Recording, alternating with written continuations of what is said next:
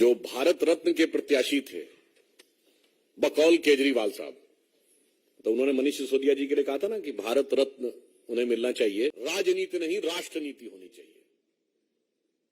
आतंकवाद के विषय के ऊपर किंतु परंतु का स्कोप नहीं होना चाहिए।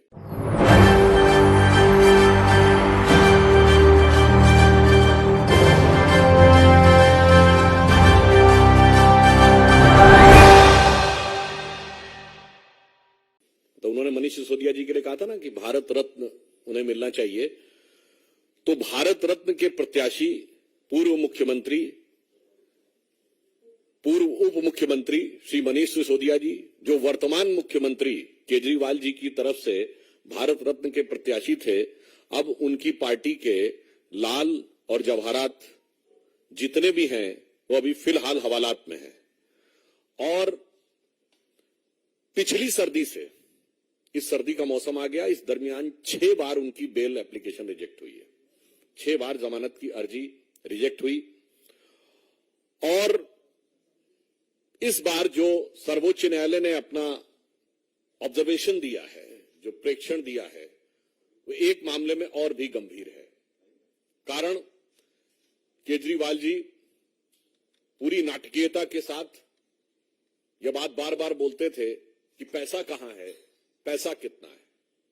यदि आप आज के सुप्रीम कोर्ट के ऑब्जर्वेशन को देखेंगे तो उसमें सिर्फ जमानत याचिका खारिज नहीं की गई है, बल्कि 338 करोड़ रुपए प्रथम दृष्टया स्थापित होते हुए दिख रहे हैं। यानी जो वो पैसे की बात करते थे और जो मनी ट्रेल की बात करते थे, वो आज लीगली स्टैब्लिश होती हुई दिख रही है। यानी इस समय अब ये सिर्फ एक एलिगेशन नहीं है। इस ऑब्जर्वेशन के बाद अब ये सिर्फ एलिगेशन नहीं है, अब ये सिर्फ सब्सटेंटिव एलिगेशन भी नहीं है, बल्कि अब इसके अंदर क्वांटिटेटिव सबमिशन भी हो गया है। Means up till now it's not just an allegation, it is neither just a substantive allegation, but now it has come with a quantitative submission of the amount of 338 crores which is money trail is being probed। और अगर हम ये कहें तो ये अब सिर्फ आरोप नहीं है, सिर्फ तथ्यात्मक आरोप नहीं है, इसमें संख्यात्मक स्थिति भी सामने आ गई है। अभी तक वो कहते थे पैसा है कहां। वो जितनी भी बातें करते थे केजरीवाल साहब, तो पैसा मीडिया की रिपोर्ट में नहीं बताया जाता। पैसा जांच एजेंसी बताती है न्यायालय के सामने, और न्यायालय के समक्ष उपस्थित साक्ष्यों के माध्यम से यह पैसा उजागर हो रहा है। अब मुझे लगता है केजरीवाल जी की सरकार को बताना पड़ेगा न्यायालय को कि पैसा कहां है, ये शराब घोटाले का पैसा कहां है। लगता डूब गया है पैसा।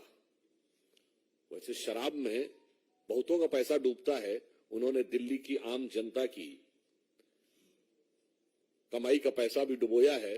और मुझे लगता है कि वो ऐसे डूबे होंगे कितनी आसानी से इसमें उबरने का चांस नहीं है।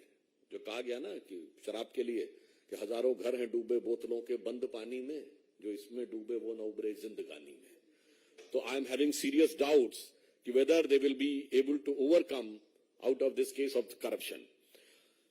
अब एक और बात है, आपको ध्यान हो कुछ दिन पहले जब अमित अरोड़ा, जो इसमें वन ऑफ द आरोपी हैं, जिन्होंने बात कही थी कि सारी बात मुख्यमंत्री के उपस्थिति में हुई थी, इससे अब यह भी साफ हो जाता है कि इस कट्टर ईमानदारी के किरदार में कितनी चोरी है और कितनी सीनाजोरी है।